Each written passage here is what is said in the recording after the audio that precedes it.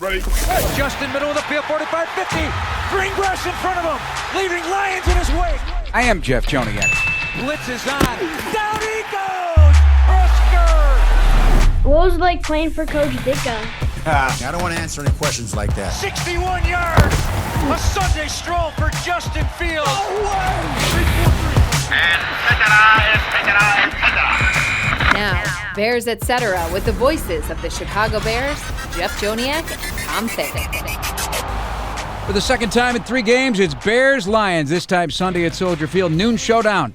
Not sure about the weather because the threat of snow appears to be diminishing or changing every day. Who knows? But conditions ripe for a Bears upset. We break it down with Super Bowl winning Bears guard Tom Thayer. I'm Jeff Joniak, and we're ready for another good old-fashioned black and blue battle, and that's exactly what I'm looking for on this game, Tom. We know the Lions are going to come in with that attitude because that's from their head coach down.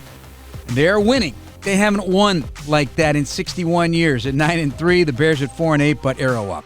Yeah, but I think the Bears showed them an example when they were in Detroit from the very first drive, what they are capable of being.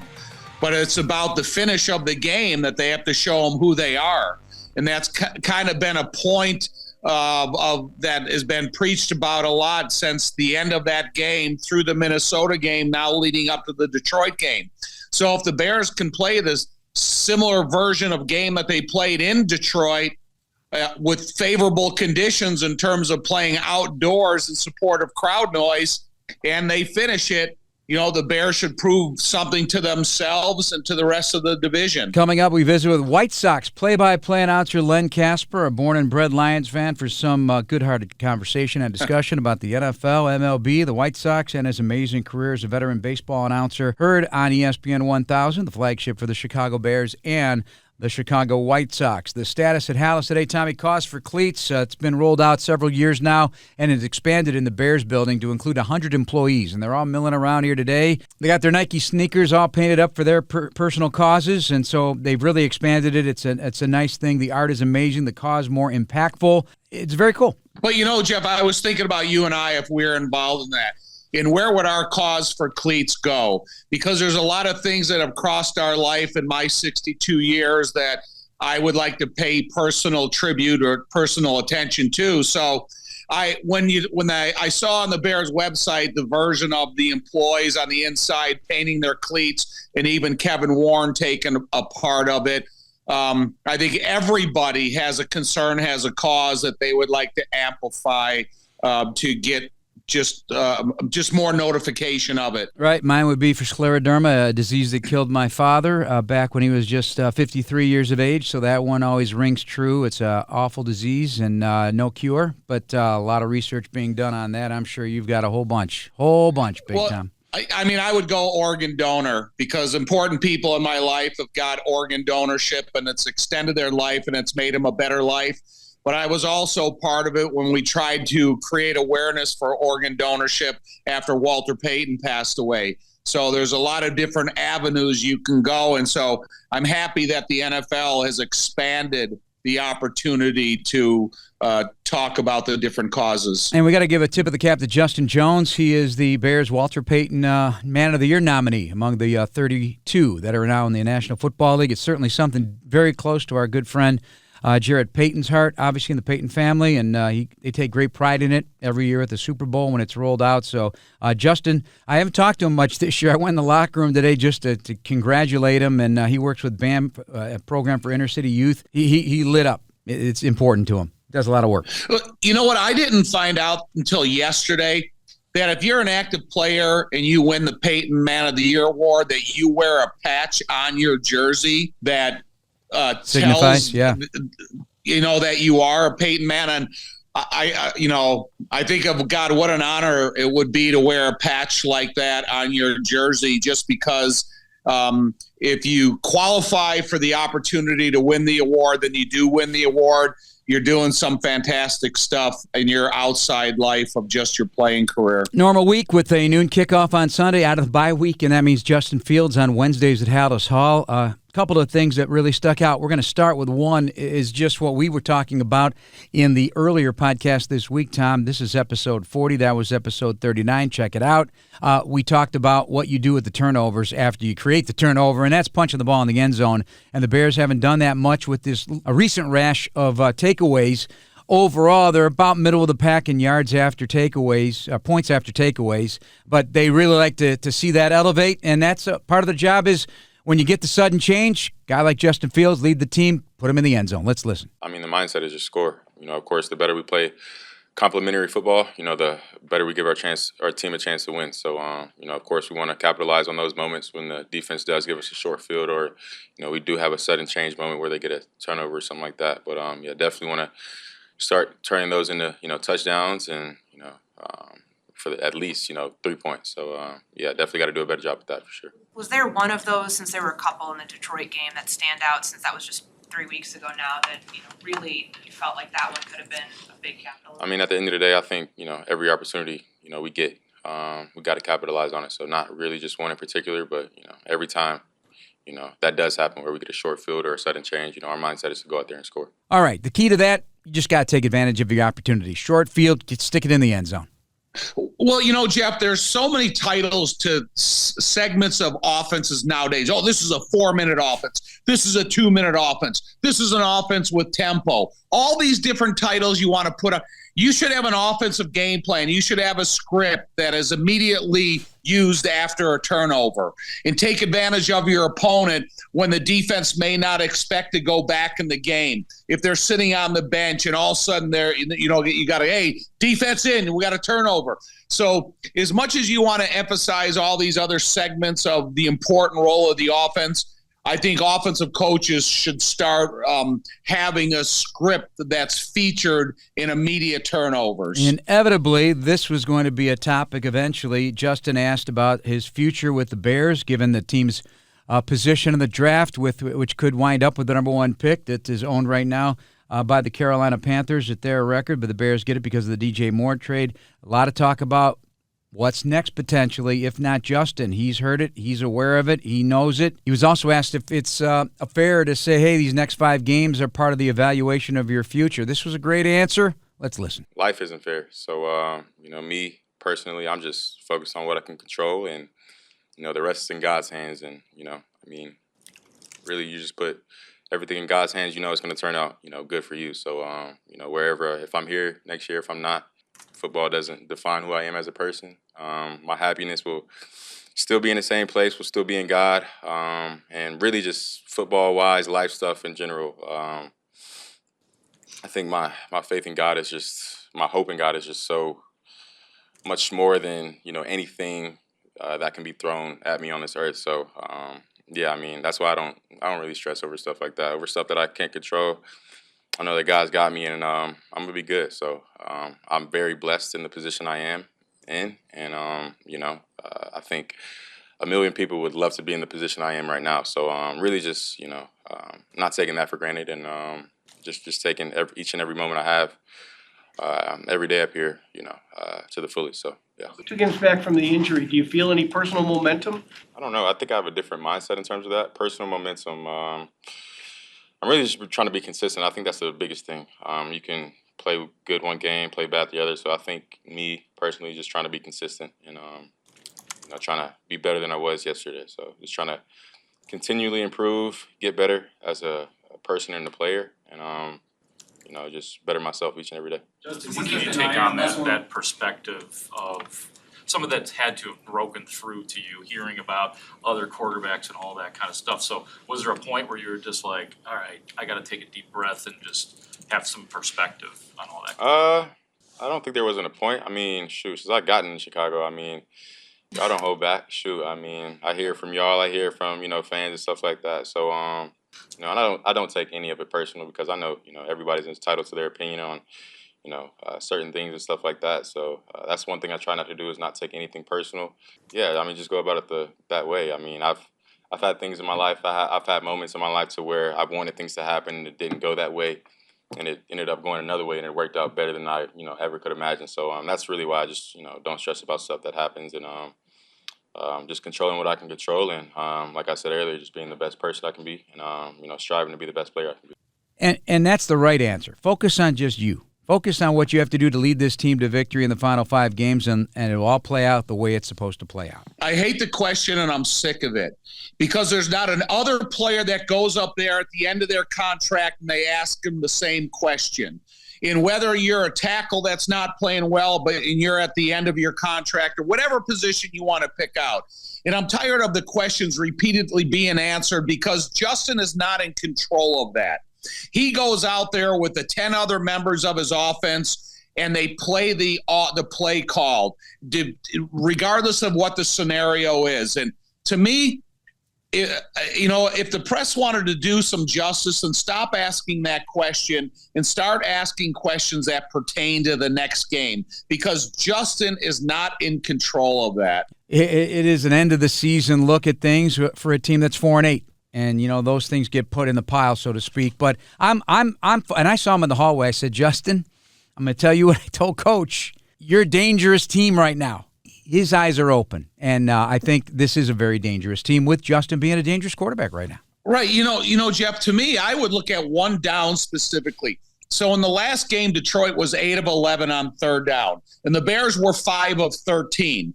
So now you decrease Detroit by 3 conversions on third down, and you increase the Bears by 3 on third down. That changes the whole game. So now you're talking about 3 more possessions, 3 more first downs that keep the ball into your hands. They contribute to the time of possession. You think 40 minutes time of possession, and they were only 5 of 13 on third down. So to me, the biggest picture is how can the defense do better on third down, and how can the offense do better on third down? Tom, I saw an old video the other day of a game at the L.A. Coliseum. It was UCLA against Ohio State, 1975-ish, and Keith Jackson was on the call with his color man at the time, the soft-spoken former Oklahoma coach Bud Wilkinson. Remember Bud Wilkinson? Right, of course. And I wasn't watching. I was listening to it. I'm working on the game, and I like listening to these games. Right? It's history. I like history coming back to life, and I don't remember all these things. So as a kid, you watch the football, but now you're seeing it as an adult. It's different. Anyway, long story boring is this: he said something, and I turned. I turned around because Bud Wilkinson said, Keith, this game is about first downs. And that is what Tom Thayer has said forever. Yep. The game is about first downs. It's keeping the drive alive. First downs lead to touchdowns. You get a touchdown, it counts as a first down. I mean, hey, the game is about first downs. And that Tyler Scott play in the game, and I'm not just saying it, not picking on the kid for not making the catch, but again, that's a first down catch in the future when he gets that opportunity, and that game is probably over. And we're looking at a very different situation for the Bears potentially here at this record right now, which is 4-8. But the game's about first downs. Right. There's only a couple of Tyreek Hills in the league. And when you talk about a guy that could possibly win the MVP this year with 2,000 yards receiving and the explosive touchdowns he has, that's all good and well. However, if you want to go out there and be a team that competes for your division championship into the playoffs and ultimately a Super Bowl, you're a team that wins the amount of first downs and keeps your offense on the field and fights for time of possession and gets in the end zone. So, I've said it, our whole career. Did Keith Jackson ever say, "Whoa, Nelly"? He always used to say. Not in 1975. I didn't hear it, but yeah. That was one of his trademarks. Well, that was the voice of college football. When he did I believe he was the first guy that did Monday Night Football, a Browns-Jets game at Old Cleveland Stadium. But, he's got the college football voice. That's all there's to it. We're brought to you by PNC, official bank of the Bears. All right, let's dig into our conversation with our friend Len Kasper, one of the great announcers in a city of great announcers and a history of great announcers, especially in that baseball vein. Len Kasper, the voice of the Chicago White Sox, kind enough to spend some 36 minutes with Tom and I here on the Bears, Etc. podcast. Well, on December 4th, 2020, stunning decision by the veteran TV voice of the Cubs to join the White Sox radio booth working with Darren Jackson, and it's been a fun ride all the way through. And we've got the man, my good friend, Len Kasper, joining us, the longtime Major League Baseball announcer, not just here in Chicago, but also in Florida with the Marlins, working with the Green Bay Packers pre- and post-game show. And, Tom, he is a Detroit area native. I guess it shouldn't really say Detroit area. You're a Detroit fan of sports growing up, Len, but you grew up 3 hours away from Detroit in a small town. We brought you on for this Detroit preview because I know you've probably been a long time waiting for something like a season that the Lions are putting on the table. Thanks for joining us on the Bears Etc. podcast. How you doing? You got it. Jeff, Tom, I listen to you guys every Sunday. You do a terrific job. And here's the backstory. So my dad was born in 1947. On the same day Steve Stone was born. They're exactly the same age. And a little history lesson, the Detroit Lions won the NFL championship in 1957. And that was a long time ago. And since then, they have one playoff win, and that was against Dallas back in the early 90s. So my dad has not missed a Lions game in some form or fashion since the 57 championship. So wow, my fandom kind of came from rooting for him to have a little fun with it. And it's interesting, after the Thanksgiving game in which the Packers beat up the Lions, my dad literally said after the game, I don't think they're going to win another game. So he pulled a late early 90s Ditka. I don't think we'll win another game. That's what it's like to be a Lions fan these days. Is you lose a game to go 8-3, and you decide that that's it. Season's over. I've seen the passion of the Detroit fans turn around in abundance. Is it exciting for you to see? Because listen, when I meet people from Wisconsin, I want them to be Green Bay fans. When I meet people from Michigan, I want them to be Detroit fans. So we hold no grudges. But how is this run been for you in watching their build up to where they're at right now? Well, for my money, Tom, this is the best Lions team I've seen. And again, you go back to that 91, 92 kind of era, Wayne Fonts and Barry Sanders. They were a pretty well-rounded team, but I think offensively, in an offensive league right now, this is the best Lions offense I've ever seen. So that's fun and exciting, and they play a lot of close games. I like their coach. I'm just kind of enjoying the ride no matter how it plays out. I know we'll talk about Sunday. I think this is a very dangerous game because of the way the Bears played in Detroit a couple of weeks ago, and then the win in Minnesota. Defensively, they seem to be right now at their peak. And, the one team I think we can all agree we'd like to see lose a little bit is that team up north. The Packers' schedule down the stretch is not particularly difficult. And, the Bears could be in a situation the Lions were in last year when everyone assumed when Seattle eliminated them that they would get steamrolled at Lambeau Field. And in fact, the opposite occurred when Dan Campbell said, this is our Super Bowl. I think it's possible, guys, the Bears could go into that game to maybe knock the Packers out of playoff contention.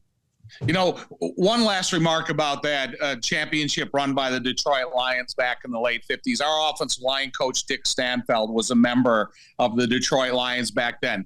And we fortunately had a lot of lessons about that team, about that era, about that type of football, either some of the video we watched of him or that team. So it's interesting to see these guys have their next go around. But, you think about the generations that have come and gone since the 85 Super Bowl team and the generations that have come and gone since the late 50s championships in Detroit, that it was neat for us to get a little bit of a Midwest lesson from a guy who had a personal attachment to those teams. Yeah, and the other thing, I think of the Bears and the Lions rivalry, you go back to Briggs Stadium, which became Tiger Stadium, and then Wrigley Field. Those were the two home parks, right, for decades and decades, bygone era for sure. I never did see a football game at either place, but I wish I could go back and do so. Oh, God. Wouldn't you love to be in a time machine for Yes. that? Hey, listen, I mean, those 50s Lions teams, and I've listened to some of those games. I've gone on YouTube and watched them and listened to them, and just what kind of passion the fan base had during that era. They were it. 62 is the last time the Lions were 9-3. I was born in 62, Len, so I was 1 year old, so I think about that all the time. for the NFC North, the old black and blue division, I'm not putting Tampa in there. They were in a late comer, but I really do get up for these games. I love going to the respective cities. I always told, and Tom knows, and my listeners know, our listeners know that I never liked indoor football. I hated going to Ford Field when the Lions were a mess. Those suites were dark. There was nobody in them, and it was not a real fun place to play. A late arriving crowd with no juice. And now it's the polar opposite. You always love going to Lambeau. You know it's going to be an angry affair from the booth down to the field because Tom's inconsolable most of the time. And then Minnesota now with a sparkling stadium, beautiful, and that place is loud. And it's a great call there. You know, you get these twice-a-year games, and it becomes a fabric of your soul a little bit, announcing these games, Len. Oh, I have no doubt. I'm a big hockey fan. I think it's like an original six matchup for sure. White Sox Twins, Cubs Cardinals, Yankees Red Sox. You have all that stuff in baseball. But I agree. And, it's weird now, though, only 6 division games, so they kind of take on a little more importance, 6 out of 17 now. One other scheduling note, as you guys know, Bears and Packers at the end of the year, the Vikings and the Lions play twice in the final 3 weeks. Yep. And if it happens that the Vikings were to get in and play the Lions, that could be 3 games essentially in 4 weeks. Tom, have you ever had a year where you had maybe 3 games in 4 weeks against the same opponent? That would be insane. It's more of a midseason type happening. Now that the NFL has kind of configured their scheduling to make sure there's a lot of division games at the end of the season, it's kind of taken on a different flair towards the end of the season, which I like. Len, I like the fact that there's a lot of division games because it can tell you a lot about the Bears season. They should have been beating Detroit at Detroit, so they beat Minnesota at Minnesota. If they could beat Detroit at home, then go on to beat Green Bay. That's proving a lot to the locker room going forward, saying, okay, we can go into opponents' divisional stadiums and win games because the only way you're ever going to compete for playoffs if you can accomplish that. Yeah, that's a great point. And, again, I know the Lions are favored in this game Sunday. The weather could be a huge factor. Detroit has got 5 wins on the road. That's one of those things where they're a dome team and you kind of assume, well, they'd rather play on the turf in a neutral situation. But in a weird way, I feel like they've kind of been better in those pressure-packed road scenarios with wins in Kansas City, Tampa Bay, Green Bay, and then, hanging on for dear life against the Saints. But, Kansas City to open up the season, I think that was like, opening a can of worms for the league because everybody assumed, okay, Kansas City at home, it's a foregone conclusion they're going to win. And then Dan Campbell early in the game goes for a fake punt on 4th down, and then they go on to win the game. So I think that kind of set the ball in motion going, okay, everybody better take this Detroit team seriously on the road and as well at home. Yep. No, good point. Well, 9-2 over the last 11 road games, dating back to last season when they started to surge at the end. We're with Len Kasper, the voice of the White Sox on ESPN 1000 and the White Sox Radio Network with Tom Thayer, Jeff Joniak, here on the Bears Etc. podcast. A treat for us to have you on, Len, so appreciate it. I know this is your downtime, right? Even though the baseball meetings are underway and all that going on, and we love talking a little football with you. And it even goes back further for Len because he was pre- and post-game of the Green Bay Packers and got to be a part of. I know, Tom. Packers and Lions. Oh my God. Yes. And but you were on the air when they won a couple Super Bowls, or went to a couple Super Bowls. I happened to be in Milwaukee working with the flagship station there, and Jeff and I compared notes back then, and you were always incredibly helpful, which I'll never forget. But Ron Wolf, Mike Holmgren, Brett Favre, it was quite a run they had, and it was the beginning of that big quarterback run. And the other thing too that I mentioned the Packers. If they get in and play in Detroit, I think that's kind of the Alabama-Michigan scenario, right? The reaction of the Wolverine fans when they announced they would play Alabama. I think that's the last team the Lions want to face right now because of all the historical stuff that, for whatever reason, will pop up. We're scarred. We're scarred. I mean, I think about that like you set it up perfectly, and I brought it up on this podcast with Coach Eberflus on Tuesday. Everybody who listened to that one, we appreciate it. But I said, hey, you guys are a dangerous team right now. You can be, and he didn't go for the bait. He said, "Oh, we got to deal with Detroit." But in the big picture, you got 5 outdoor games. Frankly, they're all winnable. They're not going to be easy at all. The backup quarterback scenario in Cleveland gives them a little bit of hope, but they have the number 1 defense and a killer in Myles Garrett. You've got the Atlanta Falcons. They're the division leaders in the NFC South that maybe no one will want to win at 6-6. Not sure what they're all about just yet, but we played them a year ago in Georgia. And then you've got the Detroit, the Green Bay, and, of course, Arizona. So 5 outdoor games, and I'm just saying ball up your fists, make it ugly. You know, you're not going to win pretty anyway.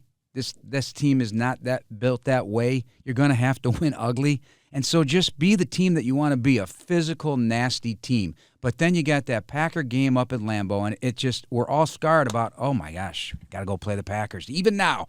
And Jordan Love's playing well. Right, Len? He's playing great. And, you know, Tom, you mentioned the division games at the end of seasons. If you're the Bears right now, first of all, you're not out of it. Right? You run the table and see what happens, but I like the fact for them that 4 of their last 5 games have playoff implications for either both or one of the opponents. That never hurts, right? To stack up against a team that might play deep into January. Yeah, I like that too. I like the emotional attachment and the importance. I think, though, Len, it would be different. So the Bears have Carolina's draft choice and they have their own draft choice. If they only had their own draft choice, I think there would be a lot of people wishing for the Bears to lose so they can keep a higher draft choice. So I think that has a little bit of the narrative to the closing of the season that they still want to see the Bears do well, but Carolina not do so well. Let me add to that, though. You know, the Lions didn't make the playoffs last year, but I think winning at the end of the year was more important than maybe moving up a couple of slots in the draft. Is it possible, Agreed. Jeff, that the Bears are in a similar spot as the Lions? 100%. That culture, the winning, and all that stuff you're trying to establish this year. All we've been talking about this team's inability to close, to finish, to have that mindset of learning how to win. Because a lot of these guys, and I went through the exercise early in the season, I gave up after a while, but there were about 4 or 5 guys on the roster that ever had a winning record in the NFL. So it's not like these guys have experienced a ton of success. So you just hope the woe is me doesn't kick in over a period of time, especially with these young guys. But, you know, Kyler Gordon was mic'd up last week or before the bye week at Minnesota, and Tom and I were doing our Bears Game Night live show, and we ran that. And I was encouraged and kind of excited because his genuine enthusiasm and everybody around him was legit. It was there, and that's a good sign with a young team. And is it not crazy? It's not this way in Major League Baseball with 162 of those bad boys. Isn't it nuts, Tom and Len, that one 12-10 win against Minnesota and the whole complexion of the final 5 games changes because now you hit the bye week, you're really healthy as you've been all season, and you have a 5-pack of games to try to finish the job. And, yeah, if you run the table, you're in the conversation. It's nuts how this league works. It really is a week-to-week league. It's not just a cliche. It's nuts. We're with Len Kasper and Tom Thayer here on the Bears Etc. podcast. All right, Marquette grad, PR degree. That I didn't know, but it certainly helped you pave the way to where you thought you wanted to go, and that was becoming a Major League Baseball play-by-play man and volunteering your time in Beloit. What was the name? The Beloit Snappers?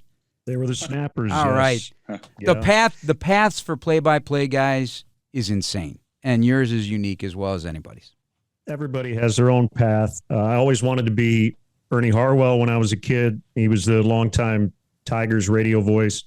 And when I went to college, I figured I'd get experience broadcasting out of the classroom, but I thought a public relations degree would help. It's communications, and it's on the other side of the business, so to speak, from a team perspective. And when I was a freshman, 1989, I got an internship with the Milwaukee Bucks. That was huge for me as an 18-year-old. And this is in the late 80s. So Jack Sikma is still a buck. Sidney Moncrief was there. Michael was in the prime of his career, and I would go get quotes in the other team's locker room. So I got to sidle up to Magic Johnson and Isaiah Thomas and Larry Bird. What an experience for a teenager, and that was immensely helpful for me because I made a lot of those broadcasting contacts that later would help me tremendously. Hey, Len, I have a question for you because, unless you're California, Ohio, Texas, rarely do you have two teams in the same state in football. Seldomly do you broadcast for two teams that are only separated by miles. Can you still enjoy the Cubs and work for the Sox, or is your love so one-sided that the other team is in your rearview mirror? Well, it's a very nuanced question and answer. The Sox are my team. When you get in the middle of the daily 162 grind, you're solely focused on what your team is doing. I still have a lot of friends with the Cubs for sure. I'm glad they're not in the same division. Right. It's kind of like when the Red Wings went over to the Eastern Conference, because I like the Blackhawks a lot, but it was really tough for me when they were in the same division. But now they're kind of in opposite boats. It's a little easier to be okay with them doing well. But the Sox are my focus. And if the Cubs win, I'm happy for them, but it's not a priority for me because, I'm now 9 miles to the south, as you mentioned. All right. Well, then. So we got that all cleared up. And like I said, if people from Wisconsin, be a Packer fan, Detroit, when you look at the game Sunday, noon kickoff, you're sitting there getting ready to watch the game. Your heart has to be, and I listen, there's no shame in saying it because you're a Michigan person. Yeah. Your heart has got to be with Detroit, considering what Detroit has suffered through for so long. No question. And, my thing is, I hope they make the playoffs, which they should be able to do. And the bar is probably a win in the postseason, and then you take your chances at that point. But again, I hate to do this, and Jeff, you're going to laugh with what that quarterback up in Green Bay is doing. The window is not as open for the rest of this division that it maybe appeared to be a couple of months ago. So I'm not necessarily of the mindset that, the Lions are going to be a 10 to 13 win team here for the next 5 straight years. These things change so fast. And it goes back to Jeff's point. When you only have 17 of these, style points don't matter. It's all about wins and losses. And, I just assume that when you're on top of the world, that other part's coming. And I guess when you're at the bottom, good times are right around the corner. Yeah, never apologize for one win. It's so difficult 100% of the time. Let's dip in a little bit to, my color man is unbelievable. All right. He has taught me the game. It's like going to grad school every week. Every time I think I learned something more. Or I hear another story because this guy's got 0 degrees. He's got separation of just about everybody. What was that, 7 degrees of separation? He's got 0 degrees of separation. He's got everybody.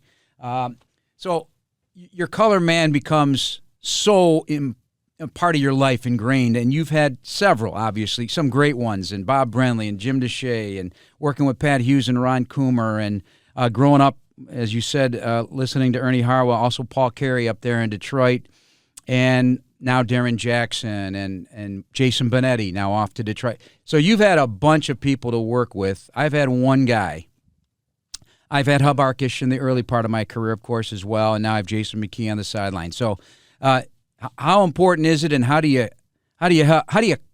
all piece it together? Well, with baseball, it's every day. So, DJ and I do spend time together when we're not at the ballpark, but we don't overdo it because I really like a lot of our conversations on the air to be the first gut answer, maybe. I don't prepare him and say, hey, I'm going to ask you about this, because I'd rather have his unvarnished reaction. DJ's awesome. He's a great teammate.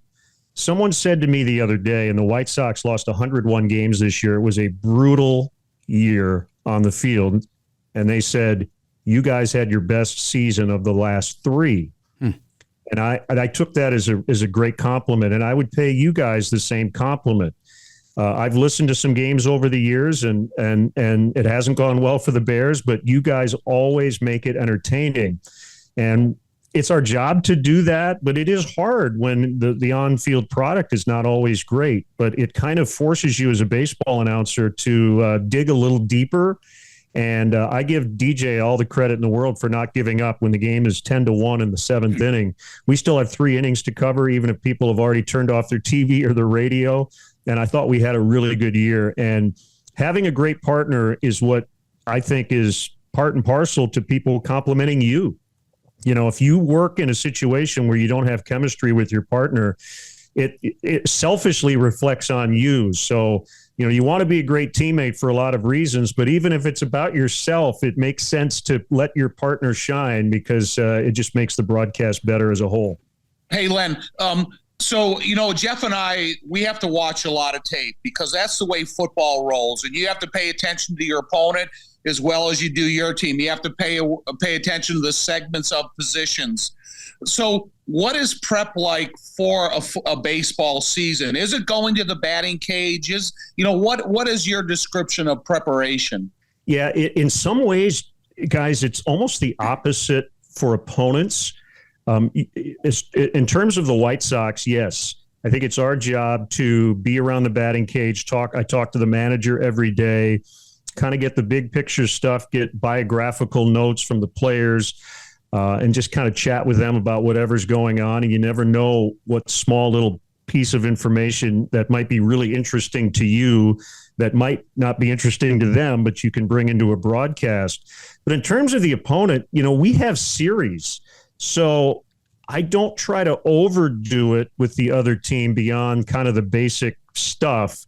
And then over the course of 3 days, you really feel like you get to know a team and a player. So I try to have a little bit of a blank canvas. The more I've done this, the more I realize that if you over prepare, you end up missing the stuff that's right in front of you, if that makes sense. Whereas football, the preparation versus game time is what, 1,000,000 to 1? Yeah, right. In baseball, it's a little more even. And, you know, every day there's something new to talk about, and you kind of build on that as the season moves along, if that makes sense. Oh, my. A great respect for every baseball announcer out there. I don't care what level, because the grind is the grind. The travel is unique. It wears on you, but you do love it. You got to love it in order to do it, and you call it like you love it. And Lynn Bramer once said the same thing about me, that calling it like he's loving it. That's how I feel about it, and we feel about it as broadcast crew here for 27 years together and 23 in the booth. But it's interesting because as the deeper I've gotten, and Tom has told me to do the same thing. In fact, he made me. He shamed me into reducing my board information on the team plane a few weeks ago, and you know, I'm never too old to take a little bit of advice. And so I took the advice, and it's made an immediate difference because I had too much in there. I don't need it. Yeah. And like you said, when you lose sight of what's important. I just talked to Kevin Harlan about it at our game in Minnesota, and he goes, I've gotten away from all the minutia, and he goes, people want to know the score, the time of the game, and get a feel for the moment.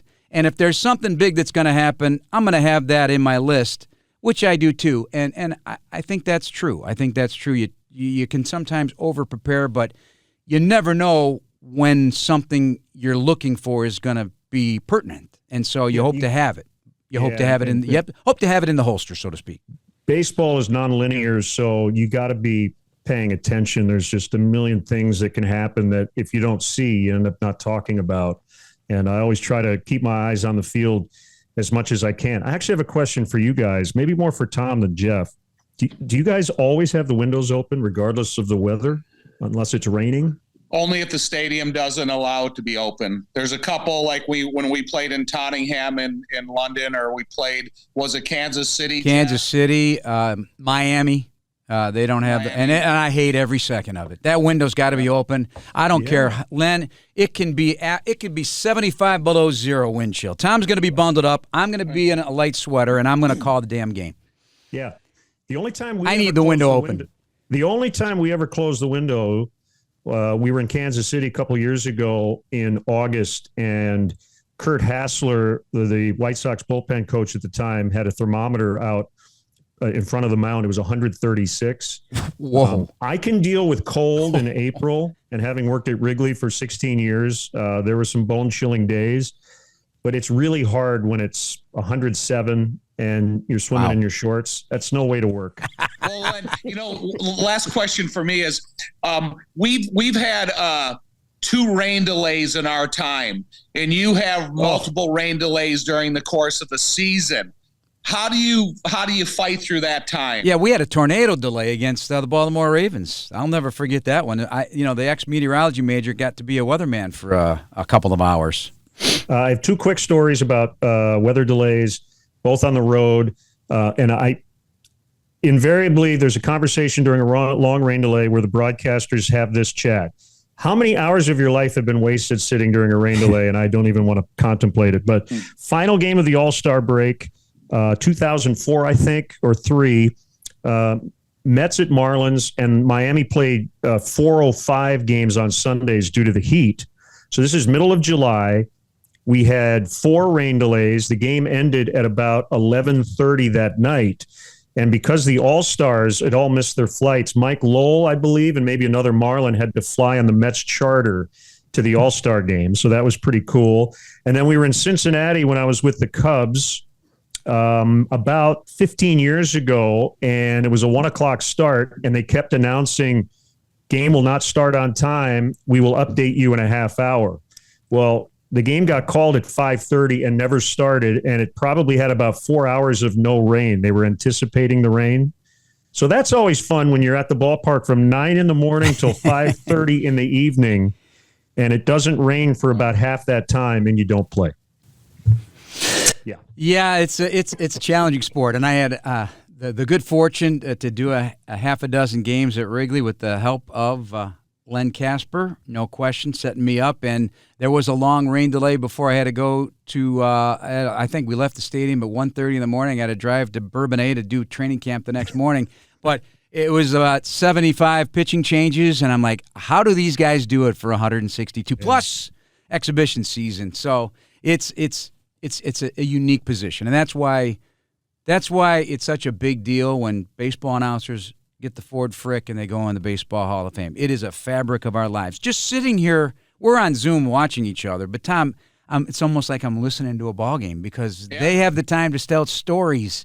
And here's the pitch, but the stories, and that's something that is crafted over a lifetime. It's going to continue for the rest of your career. The stories that you'll be able to tell 20 years from now, as long as you want to do it, because baseball announcers last forever, are what makes it so great. And we help pass the summertime with the voice on the radio. It's different than and that's probably what your draw was too, painting the picture for radio, the story time, right? I love it. That's what I love. I love it. Yeah, I love it. And we'd be remiss before we finish, guys. We're now teammates. Have the same flagship in Chicago, ESPN 1000, and welcome to the family. As I told you, Jeff, when this all came about, it's a great situation, a great group, and really good things are right around the corner for the Bears, and you guys are in a great spot on the radio. We appreciate that very much. It's been a wonderful experience with Good Karma Brands. And, hey, we'd like to say the same for the White Sox, too. A new stepping stone, a new platform to build from. And we're kind of in the same boat here because, we're still building here. The Bears are still building. And when it actually happens and you construct the house and put the roof on and have multiple championship runs, that's what we're all looking for. And it was, Tom, I don't even remember, but the New England Green Bay back-to-back games in the Trestman era, when we got blown out, I get a phone call from a guy named Len Kasper. He says, hey, remember what you're doing here.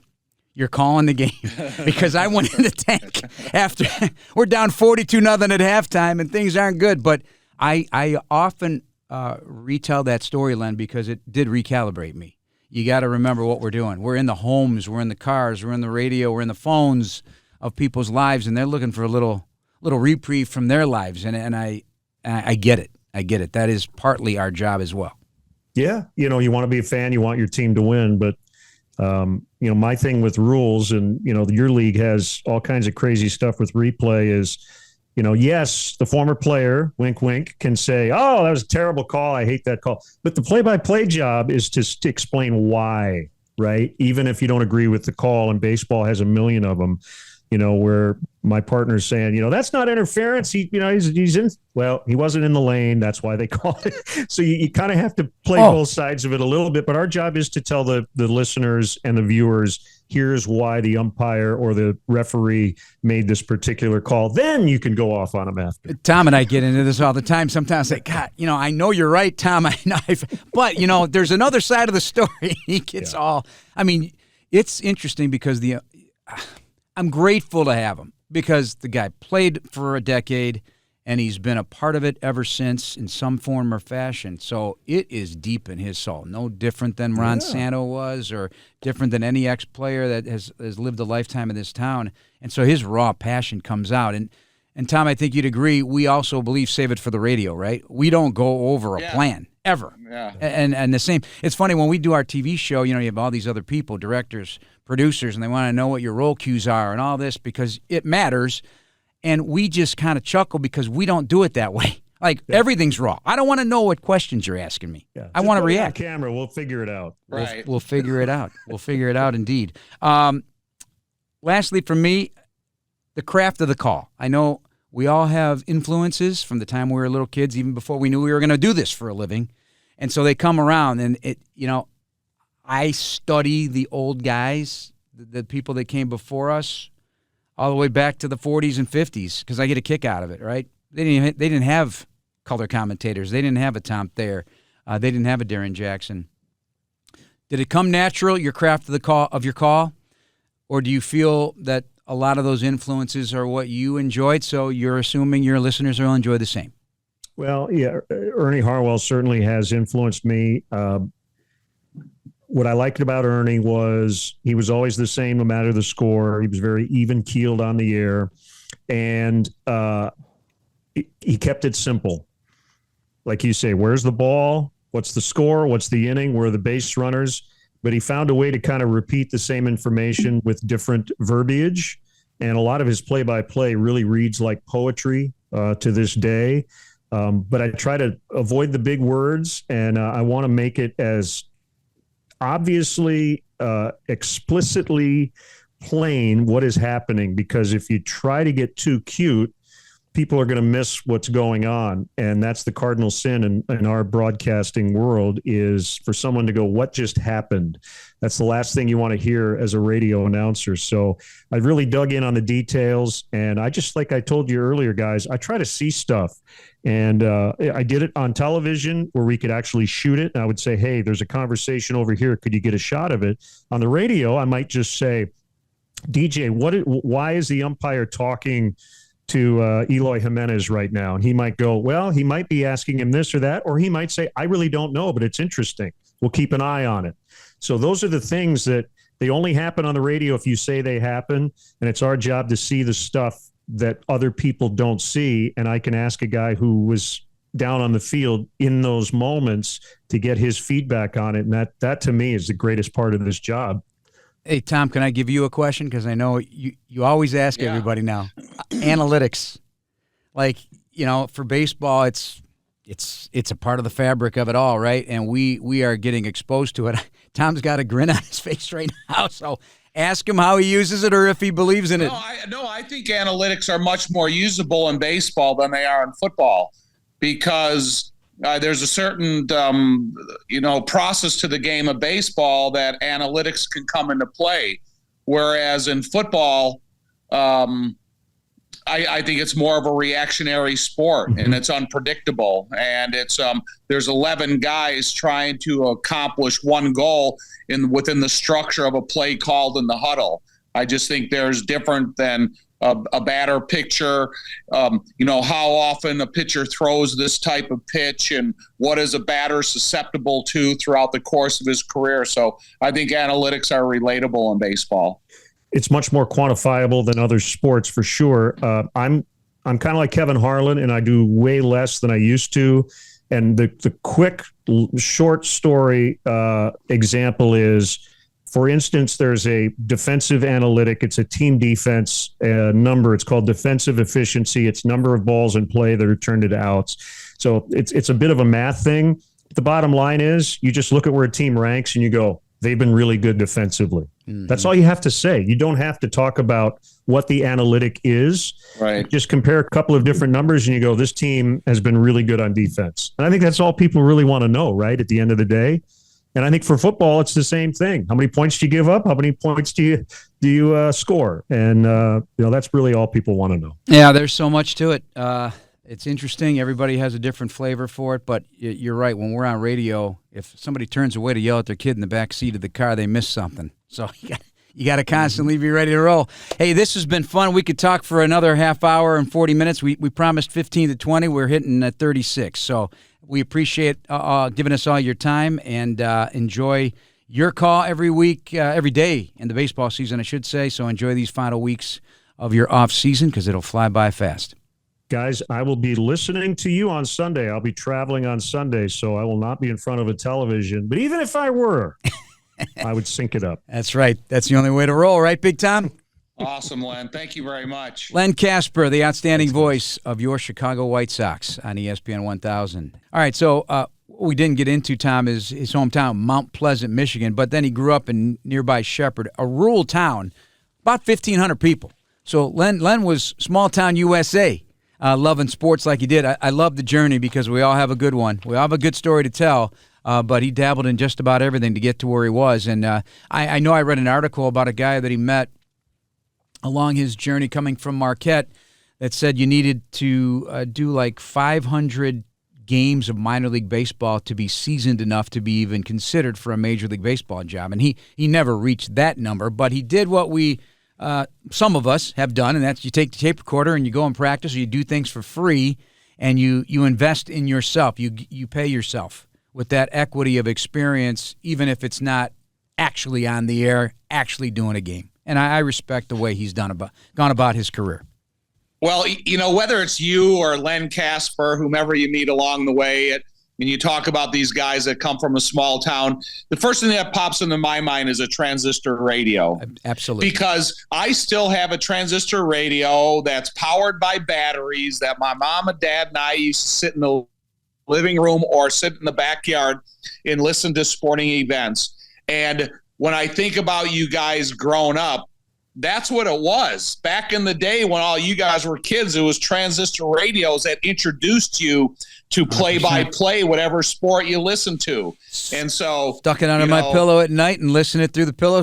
I wouldn't get in trouble for having being up late because I had the transistor listening to a game. So, yeah. Well, it was awesome. Earlier in the show, you had a story about Keith Jackson and listening to so I just want to tell you a quick story. So my freshman year, the first game I got to travel, I ran into the locker room at Notre Dame because they put up the traveling squad. And I was so happy that I made the traveling squad because we were playing Michigan at Michigan. And so I walk out early and I come out and I'm snapping practice punts and I'm out in the field early. And Jeff, I look over there's Keith Jackson. And I go, oh my God, Keith Jackson. And then I look up in the sky and it's the Goodyear blimp. And I just remembering the impact of those two instances in my football life of seeing Keith Jackson in person for the first time in my life and then seeing the blimp above. And we went on the last play of the game. Bob Crable blocked a field goal by Ali Haji Sheikh, and we won the game. So whether you're listening to Keith Jackson in a rebroadcast of the past or whatever your first experience is in seeing him in person, you kind of don't forget those landmarks of your sports life. Never asked you this, but, you have always said football or nothing as a career. Clearly you loved sports. If you didn't make it in football or you got injured and you couldn't play, would have sports broadcasting be something you would have gone into? I never thought I was not going to not make it. There just was no option. There was no option. I had no second option. Yeah. And I never even, it's people always talk about what happens if you would have got hurt. I never thought about getting hurt. because it never entered my mind. My only was to get better in this game, get back into the weight room, and get better next week, and never have a second option. My second option was I wanted to get a diploma in college, and that was what I wanted a lot. But I wanted to I was going to make it into professional football. Well, you certainly didn't mess around. The C's get degrees, but you got one from Notre Dame, and then you went and played for the charter franchise of the National Football League, of which now you continue to be their broadcaster for some 30 years. I mean, come on. Right. Yeah, you didn't go small. You thought big. You're one stubborn son of a gun, aren't you? Yeah. Oh yeah. I had to be. I'm the youngest of my family. Oh, thank God for them. Thank God for them to help you. All right, injury report today at Halas Hall. We knew it was going to be light coming out of the bye week. They felt very good about it. Busy hard seltzer, the official hard seltzer of the Chicago Bears. Larry Borum back from his illness. Deontay Foreman, Tom, back from his ankle injury.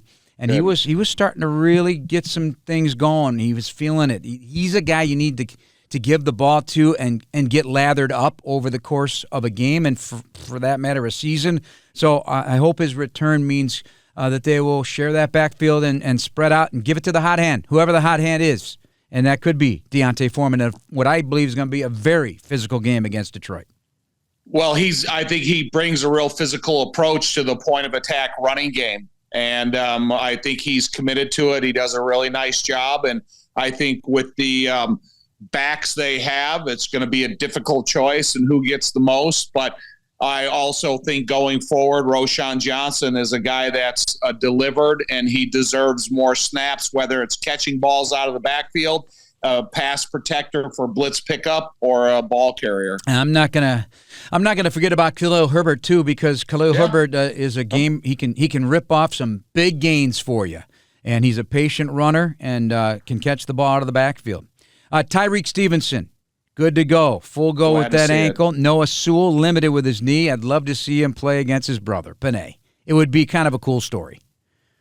I agree. But the thing about him, you don't want to have, competitive family get into the way of making sure your knee's 100%, because I think Noel's got a long, healthy career in front of him. So be healthy, get healthy, and then get on the field. For the Detroit Lions, the biggest injury is a significant one. I don't know if it's going to keep him out or not. Frank Ragnow, first half of the game last week, left, it says here, knee, back, and toe. He left what he appeared to be bent back in that game against the Saints on that AstroTurf, or whatever they're calling it there in New Orleans. But he's important. They've had... So if he doesn't play, that's 9 different combinations of starters, much like the Bears this year. They've weathered it, of course, winning 9 games.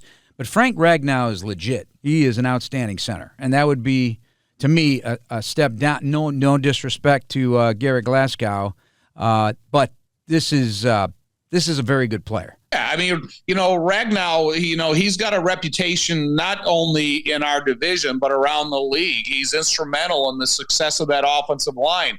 And he's been there through the building process of this offense and this offensive line. So, I don't know which one of those 3 injuries that you described are the most significant, but if you have a bad toe and you can't push equally to your right or to your left, that can really affect your performance.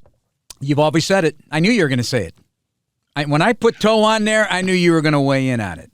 And Walter Payton missed one game in his entire career, and it was because of a toe injury that kept him out. And he didn't want to miss. He didn't want to miss. So, right. Aurora native Graham Glasgow filled in last week. He could be the guy.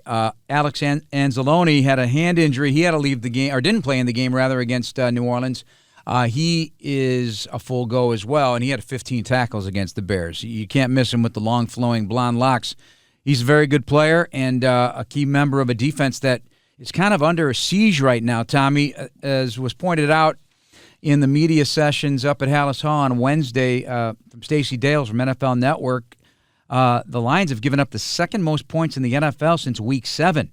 That's a significant issue for the Lions. They lost Aleem McNeil Their best interior defensive lineman. He has 5 sacks, and he's a terror in there.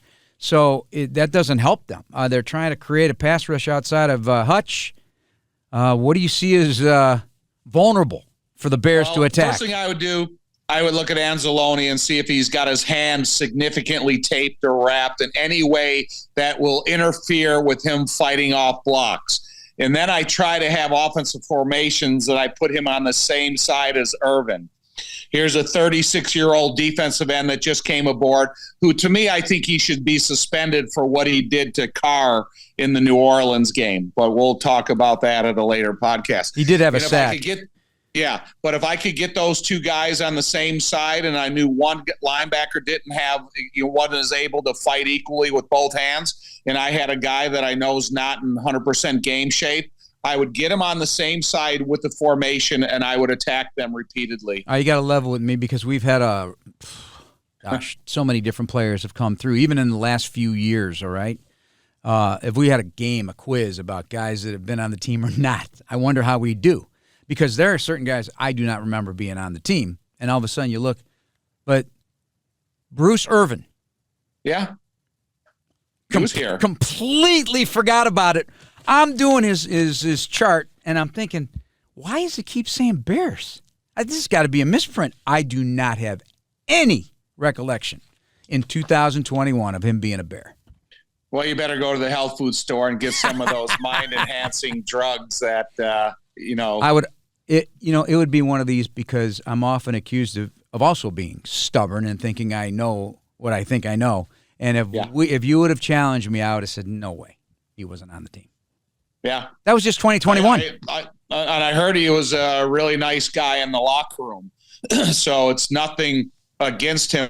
But when you see the type of hits that they review and try to kick players out nowadays in the NFL or in college football for what he did to Carr last week, and he came back with a back injury, a neck injury, and a rib injury because he purposely drove him into the ground, that should be reviewed as well.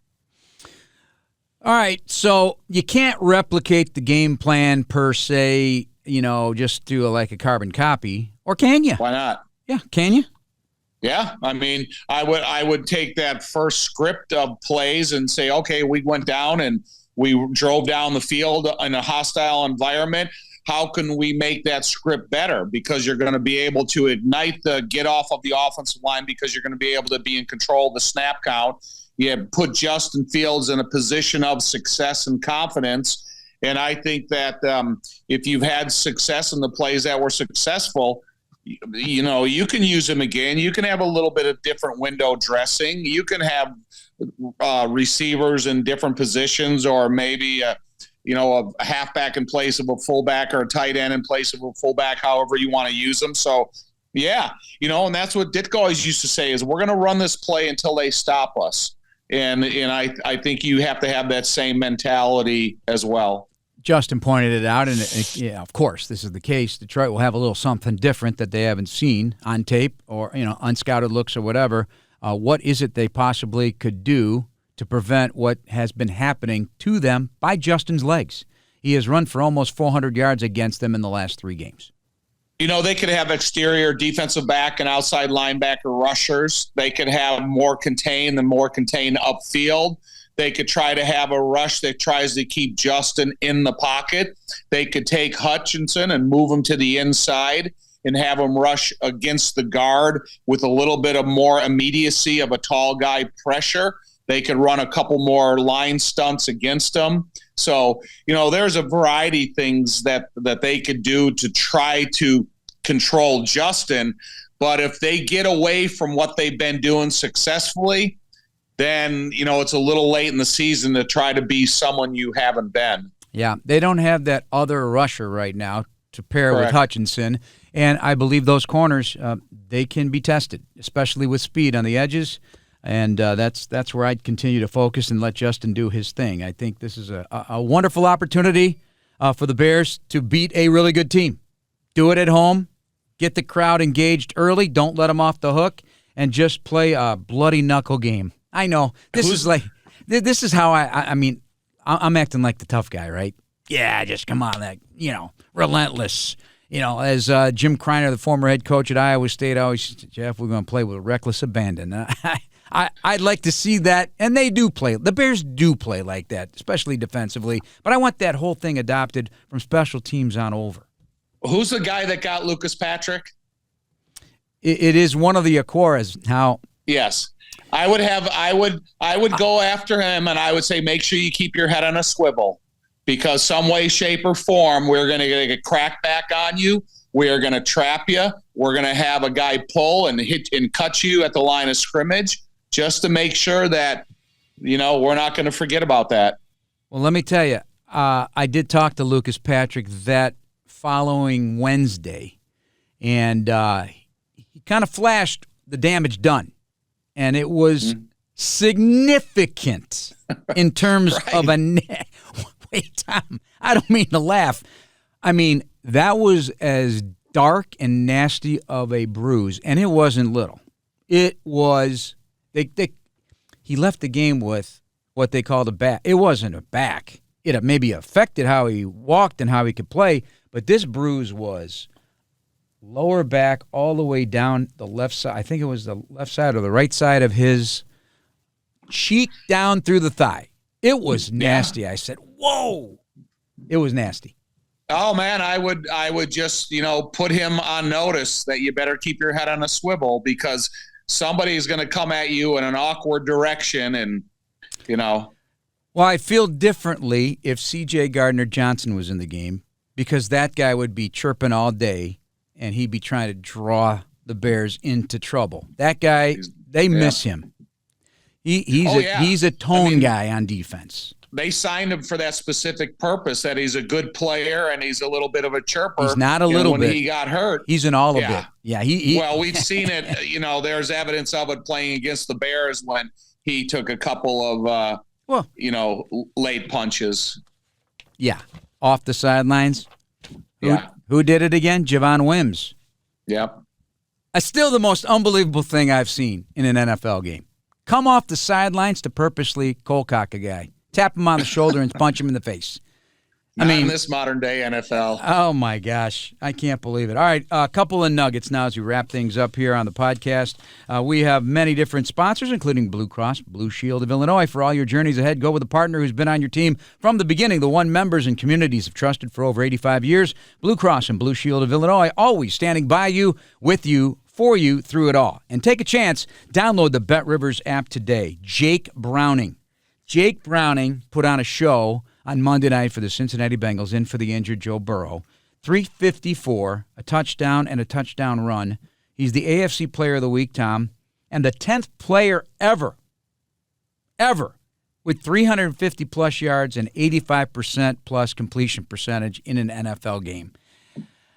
I mean, the backup quarterbacks that have come in have really made headlines this year all across the league. And now you're going to see Tommy DeVito is going to remain the starter in New York with the Giants. You saw what Tyson Bagent did here. The Joshua Dobbs run with the Vikings. He is back as a starter again for this week's game. I mean, we can go on and on. Crazy. Well, the most impressive thing about Browning is in the first quarter, he had negative 0.9 yards passing per attempt. And then in the second quarter, it was over 10 yards per attempt. So they went to that lateral screen game because they were a little worried about threatening downfield with him. And then when that didn't work, they said, okay, we got to start going downfield. And then he blew up. So he had that amount of yardage in 3 quarters. If they would have given him that first quarter to actually throw downfield, the record would be even a bigger number. Tom, I saw something too. You touched upon something about the screen game, because everybody was, apparently unhappy the way the screen game was implemented against Minnesota to try and mute that pass rush, and people didn't like it. It wasn't fun to watch. Whatever. It wasn't effective. Whatever. The Bears won the game. Brock Purdy and the 49ers are the number 1 screen team in the NFL in production. I mean, right. The screen can kill you. Let's be honest. It can kill you. So don't go away from it. You don't have to do it every play, but don't go away from it. Well, it's really valuable on the road because if there's an offensive lineman that gets off an eighth of a second late, then you can get the ball out of the quarterback's hands without suffering a sack. So you have to look at the reasons behind it, and then you have to look at the type of guys you're throwing to. To me, DJ Moore, Darnell Mooney, and Cole, for that matter, are some of the more creative guys with the ball in their hands. DJ is a tough tackle. Cole's a tough guy, and Darnell's one of the more creative guys with the ball in his hands. Tevin Jenkins against the Lions in Pass Pro revisit. 29 pass blocking snaps, no sacks, no pressures. Again, he's really good right now. And just stay healthy, and good things are going to continue to happen to him. Nate Davis has also been very good.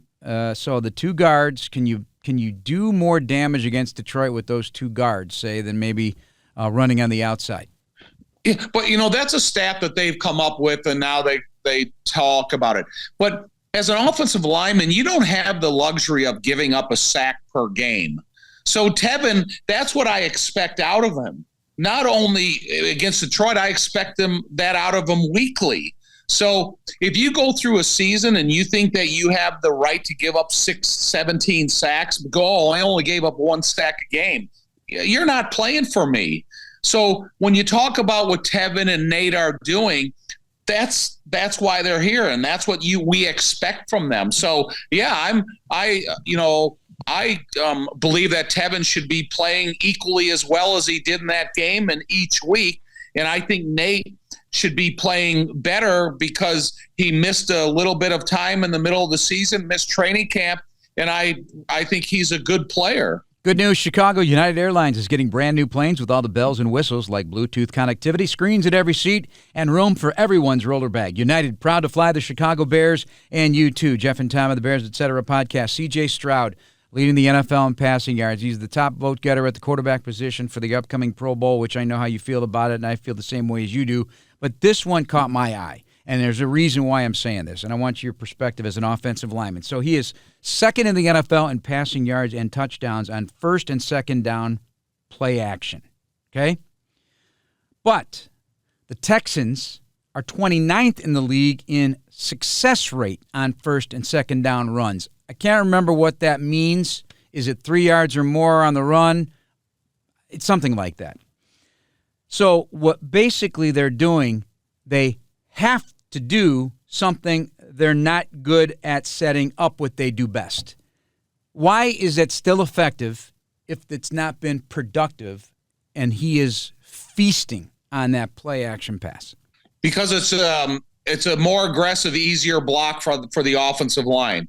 If your offensive line, which seems evident by the numbers you're telling me, aren't a good run-blocking offensive line, then you don't do well with the run game. However, if you can go out there and keep your helmets low and give the deception that you're running the ball, and you can be super aggressive at the line of scrimmage and be deceiving to what the defense thinks they're seeing, and then you have a quarterback that can turn that into a completion, then you're playing right into the hands of an offensive line that you want to make them better rather than try to beat your head into the wall and do something that they don't do very well repeatedly. Find it very interesting. This sport is something else. It's not so simple. This sport is not simple.